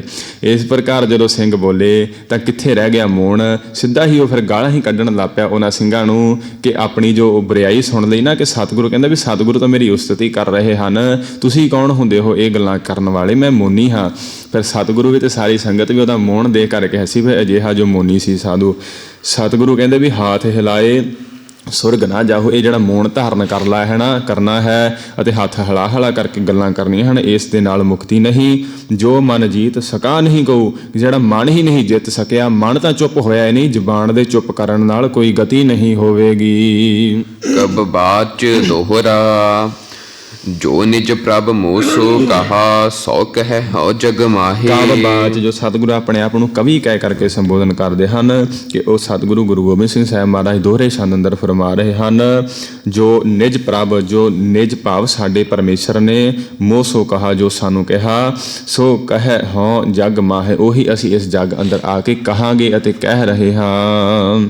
ਜੋ ਤਿਹ ਪ੍ਰਭ ਕੋ ਧਿਆਏ ਹੈ, ਅੰਤ ਸੁਰਗ ਕੋ ਜਾਏ ਜਿਹੜੇ ਹੈ। ਕੇਵਲ ਉਸ ਪਰਮੇਸ਼ਰ ਨੂੰ ਧਿਆਉਣਗੇ, ਉਸ ਦਾ ਸਿਮਰਨ ਕਰਨਗੇ, ਅੰਤ ਸੁਰਗ ਕੋ, ਫਿਰ ਅੰਤਲੇ ਸਮੇਂ ਉਹ ਸੁਰਗਾਂ ਨੂੰ ਜਾਣਗੇ, ਨਰਕਾਂ ਤੋਂ ਬਚਣਗੇ।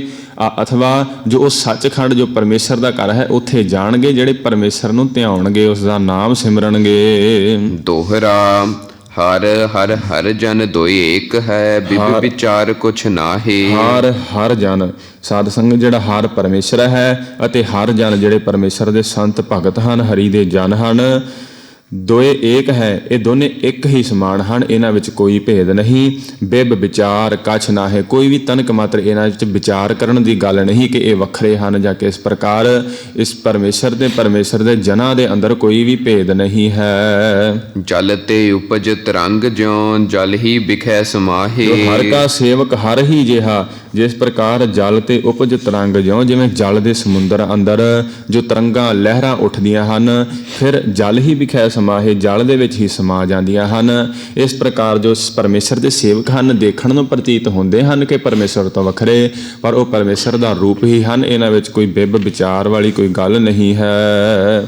ਚੌਪਈ ਜੇ ਬਾਦ ਕਰਤ ਹੰਕਾਰਾ। ਜਿਹੜੇ ਵੀ ਇਹ ਬਾਦ ਝਗੜੇ ਇਸ ਆਪਣੇ ਇਸ਼ਟ ਦੇ ਅਨੁਸਾਰ ਕਰਦੇ ਹਨ ਕਿ ਸਾਡਾ ਧਰਮ ਚੰਗਾ, ਸਾਡਾ ਭੇਖ, ਸਾਡੇ ਮਗਰ ਲੱਗਣ ਵਾਲੇ, ਲਾਉਣ ਵਾਲੇ ਜੋ ਹਨ, ਇਸ ਤਰੀਕੇ ਨਾਲ ਬਾਦ ਕਰਦੇ ਹਨ, ਝਗੜੇ ਜਿਹੜੇ ਕਰਦੇ ਹਨ ਹੰਕਾਰ ਦੇ ਅੰਦਰ, ਆਪਦੀ ਹੰਕਾਰ ਦੀ ਪੂਰਤੀ ਕਰਨ ਵਾਸਤੇ ਕਿ ਮੈਂ ਬੜਾ ਵੱਡਾ ਦਾਨੀ ਹਾਂ, ਮੈਂ ਹੀ ਜੋ ਇਹ ਹੈ ਕਰ ਰਿਹਾ ਹਾਂ ਕਾਰਜ, ਅਥਵਾ ਜੋ ਆਪਣੇ ਡਿੰਬ ਦਿਖਾਉਂਦੇ ਹਨ ਕਿ ਸਾਡੇ ਮਗਰ ਲੱਗੋ। ਇਹ ਜੋ ਹੰਕਾਰ ਦੇ ਅੰਦਰ ਜੋ ਬਾਦ ਝਗੜੇ ਕਰਨੇ ਹਨ, ਤਿੰਨ ਤੇ ਭਿੰਨ ਰਹਿਤ ਕਰਤਾਰਾ। ਸਤਿਗੁਰੂ ਕਹਿੰਦੇ ਉਹਨਾਂ ਤੋਂ ਭਿੰਨ ਵੱਖਰਾ ਹੀ ਰਹਿੰਦਾ ਹੈ ਜੋ ਕਰਤਾਰ ਪਰਮੇਸ਼ਰ ਹੈ ਨਾ, ਉਹਨਾਂ ਤੋਂ ਵੱਖਰਾ ਹੀ ਰਹਿੰਦਾ ਹੈ, ਉਹਨਾਂ ਨੂੰ ਫਿਰ ਕਦੀ ਪ੍ਰਾਪਤੀ ਨਹੀਂ ਹੁੰਦੀ। ਵੇਦ ਕਤੇਬ ਬਿਖੈ ਹਰ ਨਾਹੀ। ਵੇਦ ਜਿਹੜੇ ਵੇਦ ਪੜ੍ਹਨੇ ਹਨ ਅਤੇ ਜਿਹੜੇ ਕਤੇਬ ਹਨ, ਇਹਨਾਂ ਦੇ ਵਿੱਚ ਪਰਮੇਸ਼ਰ ਦੀ ਪ੍ਰਾਪਤੀ ਕਿਤੇ ਨਹੀਂ ਹੈ। ਜਾਨ ਲਿਹੋ ਹਰ ਜਨ ਮਨ ਮਾਹੇ। ਇਹ ਹਰੀ ਦੇ ਜਨੋ ਸਿੱਖੋ, ਤੁਸੀਂ ਜਾਣ ਲਓ, ਇਹ ਆਪਣੇ ਮਨ ਦੇ ਅੰਦਰ ਤੁਸੀਂ ਪੱਕੀ ਕਰਕੇ ਗੱਲ ਜਾਣ ਲਓ ਕਿ ਵੇਦਾਂ ਕਤੇਬਾਂ ਦੇ ਅੰਦਰ ਪਰਮੇਸ਼ਰ ਦੀ ਪ੍ਰਾਪਤੀ ਨਹੀਂ, ਉਹਦੀ ਪ੍ਰਾਪਤੀ ਤਾਂ ਕੇਵਲ ਉਸ ਦੀ ਸ਼ਰਨ ਪੈ ਕਰਕੇ ਉਸ ਦਾ ਨਾਮ ਜਪਣ ਤੇ ਸਿਮਰਨ ਵਿੱਚ ਹੀ ਹੈ। ਆਖ ਮੂੰਦ ਕੋ ਡਿੰਬ ਦਿਖਾਵੇ। ਅੱਖਾਂ ਮੁੰਦ ਕਰਕੇ ਬਗਲੇ ਦੀ ਨਿਆਈ, ਜੇਕਰ ਕੋਈ ਡਿੰਬ ਪਖੰਡ ਕਰਕੇ ਦਿਖਾਉਂਦਾ ਹੈ।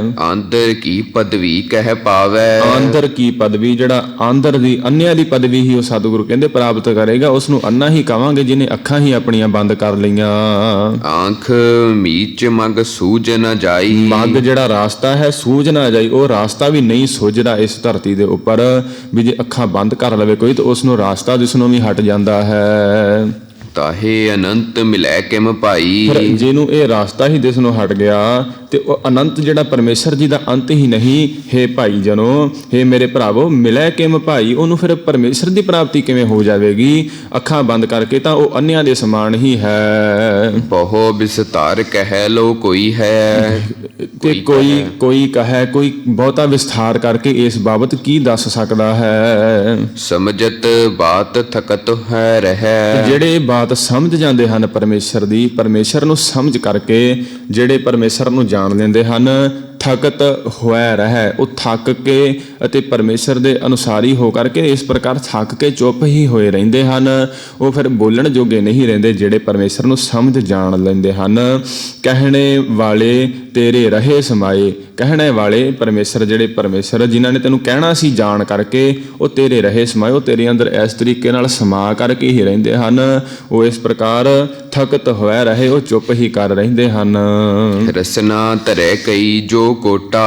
ਜੇਕਰ ਕੋਈ ਰਸਨਾ, ਜਿਹੜੀਆਂ ਜ਼ੁਬਾਨਾਂ ਹਨ, ਕੋਟਾ ਕਰੋੜਾਂ ਹੀ ਜੇਕਰ ਕੋਈ ਰਸਨਾ ਜ਼ੁਬਾਨਾਂ ਪ੍ਰਾਪਤ ਕਰ ਲਵੇ, ਤਦਪ ਗਨਤ ਤਹਿ ਪਰਤ ਸੋ ਟੋਟਾ। ਤੇ ਫਿਰ ਉਹਨਾਂ ਕਰੋੜਾਂ ਹੀ ਜ਼ੁਬਾਨਾਂ ਨਾਲ ਜੇਕਰ ਤਦਪ ਗਣਤ ਉਸ ਪਰਮੇਸ਼ਰ ਦੇ ਨਾਮ ਗਿਣਨ ਲੱਗ ਪਵੇ, ਨਾਮ ਉਚਾਰਨ ਲੱਗ ਪਵੇ, ਪਰਤ ਸੋ ਟੋਟਾ, ਉਸ ਨੂੰ ਟੋਟਾ ਹੀ ਆਵੇਗਾ। ਜਿਹੜੇ ਪਰਮੇਸ਼ਰ ਦੇ ਨਾਮ ਵਡਿਆਈ ਕਰਨੀ ਹੈ ਉਹ ਬੇਅੰਤ, ਉਸ ਦਾ ਅੰਤ ਨਹੀਂ ਹੋਵੇਗਾ।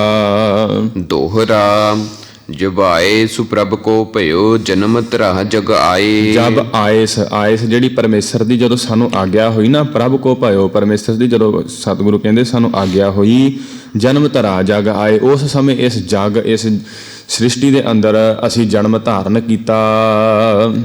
ਅਬ ਮੈਂ ਕਥਾ ਸੰਖੇਪ ਤੇ ਸਭੂ ਕਹਿਤ ਸੁਨਾਏ। ਹੁਣ ਸਤਿਗੁਰੂ ਕਹਿੰਦੇ ਵੀ ਅਬ ਮੈਂ ਕਥਾ, ਜਿਹੜੀ ਆਪਣੀ ਕਥਾ ਹੈ ਜਨਮ ਦੀ ਕਥਾ, ਸੰਖੇਪ ਤੇ ਹੋ ਮੈਂ ਸੰਖੇਪ ਦੇ ਵਿੱਚ ਅੱਗੇ ਬਿਆਨ ਕਰਾਂਗਾ। ਜਿਹੜੀ ਆਪਣੀ ਜਨਮ ਦੀ ਕਥਾ ਹੈ, ਸਭ ਨੂੰ ਕਹਿਤ ਸੁਣਾਏ, ਇਸ ਪ੍ਰਕਾਰ ਸਾਰਿਆਂ ਨੂੰ ਸੰਖੇਪ ਰੂਪ ਅੰਦਰ ਸੁਣਾ ਕਰਕੇ ਤੇ ਮੈਂ ਕਹਾਂਗਾ। ਇਤ ਸ਼੍ਰੀ ਬਚਿੱਤਰ ਨਾਟਕ ਗ੍ਰੰਥ। ਇੱਥੇ ਸੁਭਾਏਮਾਨ ਹੋਇਆ ਜੋ ਸ੍ਰੀ ਬਚਿੱਤਰ ਨਾਟਕ ਗ੍ਰੰਥ ਬਾਣੀ ਹੈ।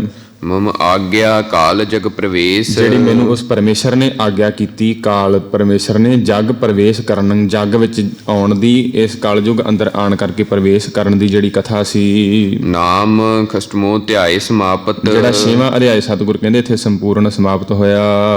ਮਸਤ ਸਭ ਮਸਤ ਅਫਜੂ। ਮਸਤ ਸਭ ਮਸਤ, ਕਿ ਇੱਥੇ ਅਸਤ, ਮਸਤ ਜੋ ਅਸਤ ਜਿਹੜਾ ਸੰਪੂਰਨ ਹੋਇਆ, ਸ਼ੁਭ ਸੁਭਾਏਮਾਨ ਹੋ ਕਰਕੇ ਸ਼ੁੱਧ ਸਰੂਪ ਦੇ ਨਾਲ, ਤੇ ਅਫਜੂ ਭਾਵ ਅੱਗੇ ਪ੍ਰਸੰਗ ਚੱਲ ਰਿਹਾ ਹੈ, ਅਥਵਾ ਅਫਜੂ ਦਾ ਭਾਵ ਜਿਹੜਾ ਜੋੜ, ਇੱਥੇ ਹੁਣ ਤੱਕ ਸਾਰੀ ਪੌੜੀਆਂ ਦਾ ਜਿਹੜਾ ਜੋੜ ਸਤਿਗੁਰਾਂ ਨੇ ਲਿਖਿਆ ਕਿ 279 ਹੁਣ ਤੱਕ ਹੋ ਗਿਆ ਹੈ। ਇਹ ਸਤਿਗੁਰਾਂ ਨੇ 6ਵੇਂ ਅਧਿਆਏ ਦੇ ਵਿੱਚ ਆਪਣੀ ਜੋ ਪਰਮੇਸ਼ਰ ਦੇ ਨਾਲ ਬਚਨ ਬਿਲਾਸ ਹੋਏ, ਉਹ ਸਤਿਗੁਰਾਂ ਨੇ ਬਖਸ਼ਿਸ਼ ਕੀਤੀ ਕਿ ਮੈਨੂੰ ਕਿਸ ਵਾਸਤੇ ਪਰਮੇਸ਼ਰ ਨੇ ਇਸ ਜਗਤ ਦੇ ਅੰਦਰ ਘੱਲਿਆ, ਕਿ ਧਰਮ ਚਲਾਉਣ ਵਾਸਤੇ, ਜਿਹੜੇ ਡੰਬੀ ਪਖੰਡੀ ਹਨ ਉਹਨਾਂ ਦਾ ਅੰਤ ਕਰਨ ਵਾਸਤੇ, ਇਸ ਸੰਸਾਰ ਨੂੰ ਪਖੰਡਾਂ ਦੇ ਅੰਦਰੋਂ ਕੱਢ ਕੇ ਤੇ ਪਰਮੇਸ਼ਰ ਦੇ ਨਾਲ ਜੁੜਨ ਵਾਸਤੇ ਸਾਨੂੰ ਪਰਮੇਸ਼ਰ ਨੇ, ਵਾਹਿਗੁਰੂ ਨੇ ਭੇਜਣਾ ਕੀਤਾ। ਤੇ ਹੁਣ ਸਤਿਗੁਰੂ ਬਖਸ਼ਿਸ਼ ਕਰਦੇ ਹਨ 7ਵੇਂ ਅਧਿਆਏ ਦੇ ਅੰਦਰ।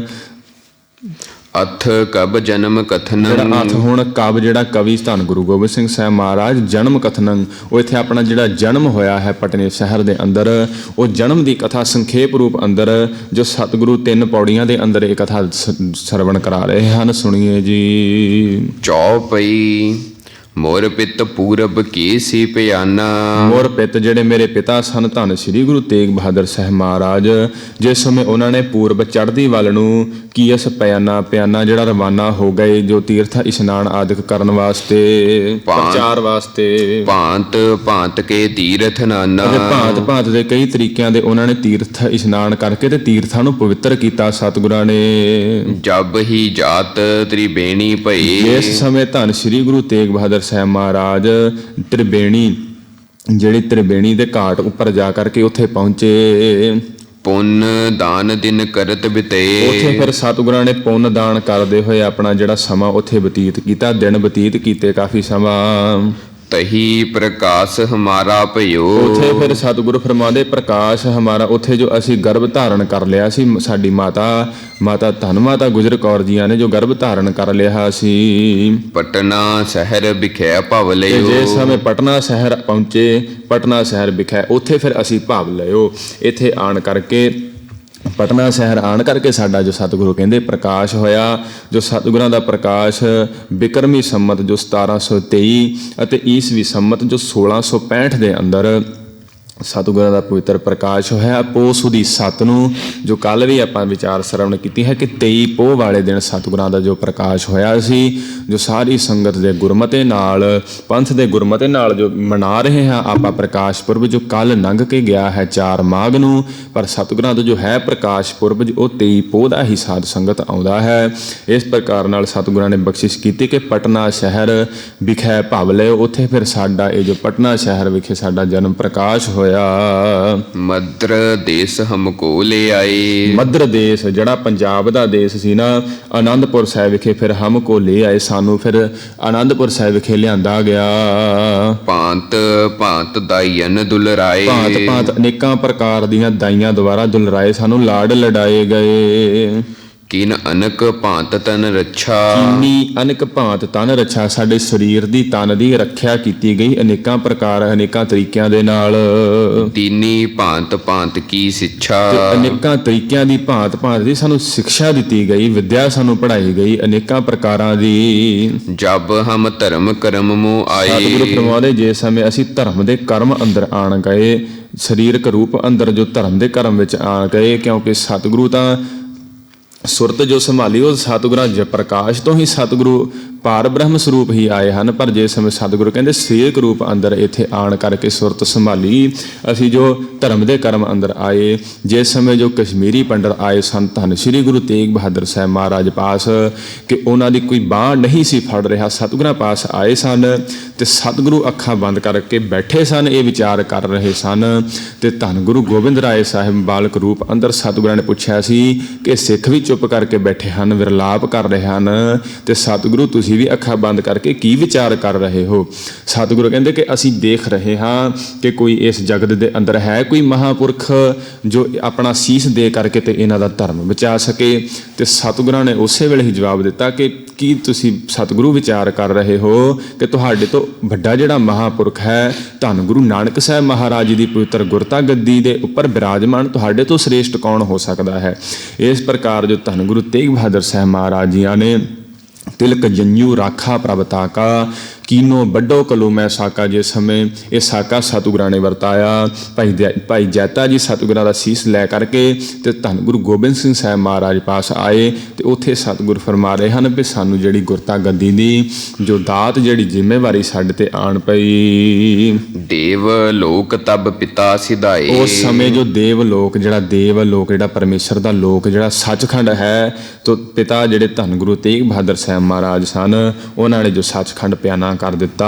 ਤੇ ਇੱਥੇ ਫਿਰ ਸਤਿਗੁਰਾਂ ਨੇ ਆਪਣੀ ਜਿਹੜੀ ਕਥਾ ਦੀ ਸੰਪੂਰਨਤਾ ਕੀਤੀ। ਇਹ ਸ੍ਰੀ ਬਚਿੱਤਰ ਨਾਟਕ ਗ੍ਰੰਥੇ ਕਬ ਜਨਮ ਕਥਨੰ, ਆਪਣਾ ਜਨਮ ਦਾ ਜੋ ਕਥਨ ਕੀਤਾ ਪਟਨਾ ਸ਼ਹਿਰ ਵਿਖੇ,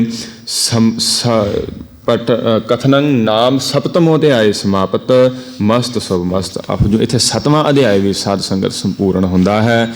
ਸਤਿਗੁਰਾਂ ਨੇ ਆਪਣੀ ਕਥਾ ਜਿਹੜੀ ਇੱਥੋਂ 7 ਅਧਿਆਇਆਂ ਤੱਕ ਸਤਿਗੁਰਾਂ ਨੇ ਬਖਸ਼ਿਸ਼ ਕੀਤੀ, ਆਪਾਂ ਸਰਵਣ ਕੀਤੀ। ਜੋ ਪਹਿਲੇ ਅਧਿਆਏ ਅੰਦਰ ਜੋ ਪਰਮੇਸ਼ਰ ਦੀ ਉਸਤਤੀ ਸਤਿਗੁਰਾਂ ਨੇ ਕਰਕੇ, ਉਸ ਤੋਂ ਉਪਰੰਤ ਜੋ ਦੂਸਰੇ ਅਤੇ ਤੀਸਰੇ ਅਧਿਆਏ ਦੇ ਅੰਦਰ ਆਪਣਾ ਜੋ ਸੋਢੀ ਬੰਸ ਅਤੇ ਜੋ ਬੇਦੀ ਬੰਸ ਚੱਲਣਾ ਕੀਤੀ, ਉਹ ਚੌਥੇ ਅਧਿਆਏ ਦੇ ਅੰਦਰ। ਤੇ ਆਪਣੀਆਂ ਜਿਹੜੀਆਂ ਇਤਿਹਾਸ ਆਰੰਭ ਤੋਂ ਸਤਿਗੁਰਾਂ ਨੇ ਦੱਸਿਆ ਕਿ ਕਿੱਥੋਂ ਇਹ ਸੋਢੀ ਬੰਸ ਚੱਲੀ, ਕਿ ਸੂਰਜ ਵੰਸ਼ ਤੋਂ ਰਾਗਵਾਂ ਦੀ ਵੰਸ਼ ਉਪਰੰਤ ਜੋ ਸ਼੍ਰੀ ਰਾਮ ਚੰਦਰ, ਉਸ ਤੋਂ ਉਪਰੰਤ ਕਿਸ ਪ੍ਰਕਾਰ ਨਾਲ ਇਹ ਸਨੌੜ ਦੇਸ਼ ਜਾ ਕਰਕੇ ਤੇ ਉੱਥੇ ਸੋਢੀਆਂ ਦੀ ਕੁੱਲ ਸ਼ੁਰੂ ਹੋ ਗਈ। ਅਤੇ ਇਸ ਪ੍ਰਕਾਰ ਨਾਲ ਜੋ ਕੁਸੂ ਦੇ ਸਨ ਵੰਸ਼ਜ, ਉਹ ਹਾਰ ਕਰਕੇ ਕਾਂਸੀ ਗਏ ਤੇ ਉੱਥੇ ਜਾ ਕਰਕੇ ਵੇਦ ਪੜ੍ਹਨ ਕਰਕੇ ਫਿਰ ਬੇਦੀਆਂ ਦੀ ਕੁੱਲ ਆਰੰਭ ਹੋ ਗਈ। ਫਿਰ 3 ਬੇਦੀਆਂ ਕੀ ਕੁੱਲ ਵਿਖੇ ਪ੍ਰਗਟੇ ਨਾਨਕ ਰਾਏ, ਧੰਨ ਗੁਰੂ ਨਾਨਕ ਮਹਾਰਾਜ ਜੀ ਦਾ ਬੇਦੀਆਂ ਦੀ ਕੁੱਲ ਵਿੱਚ ਜਨਮ ਹੋਇਆ, ਪ੍ਰਕਾਸ਼ ਹੋਇਆ। ਤੇ ਧੰਨ ਗੁਰੂ ਰਾਮਦਾਸ ਮਹਾਰਾਜ ਸੋਢੀਆਂ ਦੀ ਕੁੱਲ ਅੰਦਰ ਇਹ ਗੁਰਤਾ ਗੱਦੀ ਉੱਪਰ ਬਿਰਾਜਮਾਨ ਹੋ ਗਏ।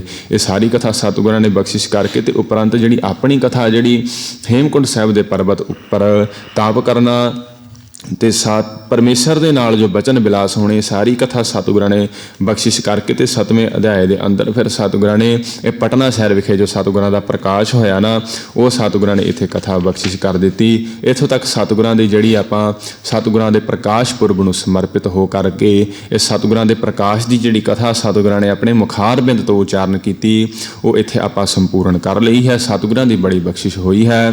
ਤੇ ਕੱਲ ਦਾ ਦਿਨ ਆਪਣੇ ਕੋਲ ਬਾਕੀ ਹੈ। ਸਾਧ ਸੰਗਤ ਕੱਲ ਨੂੰ ਸ੍ਰੀ ਅਖੰਡ ਪਾਠ ਸਾਹਿਬ ਪ੍ਰਾਰੰਭ ਹੋਣੇ ਹਨ ਤੇ ਆਪਾਂ ਕੱਲ ਦੇ ਦੀਵਾਨ ਅੰਦਰ ਫਿਰ ਜੋ ਸਤਿਗੁਰਾਂ ਨੇ ਇਸ ਤੋਂ ਉਪਰੰਤ ਬਖਸ਼ਿਸ਼ ਕੀਤੀ, ਅਥ ਰਾਜ ਸਾਜ ਕਥਨੰ, ਕਿ ਰਾਜ ਸਾਜ ਜਿਹੜਾ ਸਤਿਗੁਰਾਂ ਨੇ ਰਾਜ ਸਥਾਪਿਤ ਕਰ ਦਿੱਤਾ। ਸਤਿਗੁਰਾਂ ਨੇ ਆਪਣਾ ਗੁਰਤਾ ਗੱਦੀ ਦਾ ਜਿਹੜਾ ਰਾਜ ਚਲਾਇਆ। ਫਿਰ ਜਿਹੜੇ ਜੰਗ ਯੁੱਧ ਹੋਏ ਉਹ ਇੱਥੋਂ ਅਗਲੇ 8ਵੇਂ ਅਧਿਆਏ ਤੋਂ ਆਰੰਭ ਹੋ ਰਹੇ ਹਨ। ਤੇ ਆਪਾਂ ਕੱਲ ਨੂੰ ਸਤਿਗੁਰੂ ਬਖਸ਼ਿਸ਼ ਕਰਨ ਜੋ 8ਵੇਂ ਅਧਿਆਏ ਦੇ ਅੰਦਰ ਜਿਹੜਾ ਭੰਗਾਣੀ ਦਾ ਯੁੱਧ ਹੈ ਸਤਿਗੁਰਾਂ ਨੇ ਲੜਿਆ, ਜਿਸ ਪ੍ਰਕਾਰ ਨਾਲ ਹਰੀ ਚੰਦ ਦਾ ਵੱਧ ਕੀਤਾ ਸਤਿਗੁਰਾਂ ਨੇ। ਫਤਿਹ ਚੰਦ ਜੋ ਬਿਨਾਂ ਕੰਮ ਤੋਂ ਹੀ ਸਤਿਗੁਰਾਂ ਦੇ ਨਾਲ ਉਲਝ ਪਿਆ ਸੀ ਆਣ ਕਰਕੇ, ਤੇ ਭੰਗਾਣੀ ਦਾ ਯੁੱਧ ਹੋਇਆ ਸੀ। ਸਤਿਗੁਰਾਂ ਨੇ ਕੱਲ ਨੂੰ ਬਖਸ਼ਿਸ਼ ਕਰਕੇ ਤੇ ਇਹ ਆਪਾਂ ਸਤਿਗੁਰਾਂ ਦੀ ਬਖਸ਼ਿਸ਼ ਨਾਲ ਆਪਾਂ ਕੱਲ੍ਹ ਨੂੰ ਇਹ ਜੰਗ ਯੁੱਧ ਦਾ ਜੋ ਪ੍ਰਸੰਗ ਸਤਿਗੁਰਾਂ ਨੇ ਆਪਣੇ ਮੁਖਾਰ ਬਿੰਦ ਤੋਂ ਉਚਾਰਨ ਕੀਤਾ ਹੈ, ਇਹ ਸਰਵਣ ਕਰਨ ਦਾ ਯਤਨ ਕਰਾਂਗੇ। ਸਾਰੀ ਹੀ ਸਿੱਖ ਸੰਗਤ ਨੂੰ ਸਤਿਗੁਰਾਂ ਦੇ ਪਵਿੱਤਰ ਪ੍ਰਕਾਸ਼ ਪੁਰਬ ਦੀ ਲੱਖ ਲੱਖ ਸਵਾਸ ਸਵਾਸ ਵਧਾਈ ਹੋਵੇ। ਸਤਿਗੁਰੂ ਕਿਰਪਾ ਕਰਨ। ਇਸੇ ਤਰ੍ਹਾਂ ਹੀ ਸਾਰੀ ਸੰਗਤ ਗੁਰੂ ਘਰ ਜੁੜ ਕਰਕੇ ਤੇ ਸਤਿਗੁਰਾਂ ਦਾ ਹਰ ਜਸ ਗਾਇਨ ਕਰਦੀ ਰਹੇ, ਸੁਣਦੀ ਰਹੇ ਤੇ ਸਤਿਗੁਰੂ ਬਖਸ਼ਿਸ਼ ਵਰਤਾਉਂਦੇ ਰਹਿਣ। ਇਤਨੀਆਂ ਕੁ ਹਾਜ਼ਰੀਆਂ ਪ੍ਰਵਾਨ ਕਰਨੀਆਂ। ਕਥਾ ਕਰਦਿਆਂ ਤੋਂ, ਗੁਰਬਾਣੀ ਉਚਾਰਨ ਕਰਦਿਆਂ ਤੋਂ ਅਨੇਕਾਂ ਗਲਤੀਆਂ ਹੋ ਗਈਆਂ ਹਨ। ਸਤਿਗੁਰੂ ਬਖਸ਼ਣਹਾਰ ਹਨ, ਬਖਸ਼ ਲੈਣ। ਸੋ ਇੱਥੇ ਹੀ ਹੁਣ ਅਖੀਰਲੀਆਂ ਪੰਕਤੀਆਂ ਪੜ੍ਹ ਕੇ ਤੇ ਫਿਰ ਸਾਰੀ ਸਮਾਪਤੀ ਹੈ ਜੀ।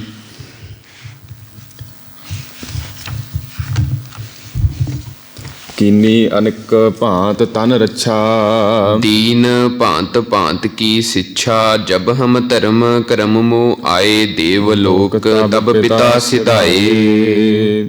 ਵਾਹਿਗੁਰੂ ਜੀ ਕਾ ਖਾਲਸਾ, ਵਾਹਿਗੁਰੂ ਜੀ ਕੀ ਫਤਿਹ। ਹੇ ਅਚੁੱਤ ਹੈ ਪਾਰ ਬ੍ਰਹਮ, ਅਬਿਨਾਸੀ ਅਗਨਾਸ।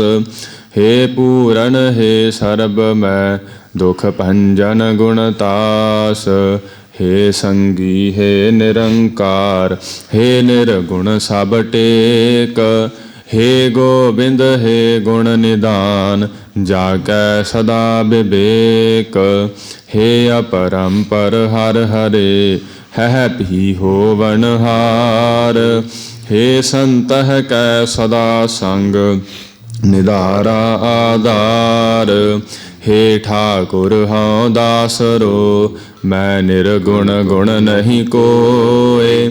ਨਾਨਕ ਦੀਜੈ ਨਾਮ ਦਾਨ, ਰਾਖੋ ਹੀਐ ਪਰੋਏ। ਆਏ ਪ੍ਰਭ ਸਰਣਾਗਤੀ, ਕਿਰਪਾ ਨਿਧ ਦਇਆਲ।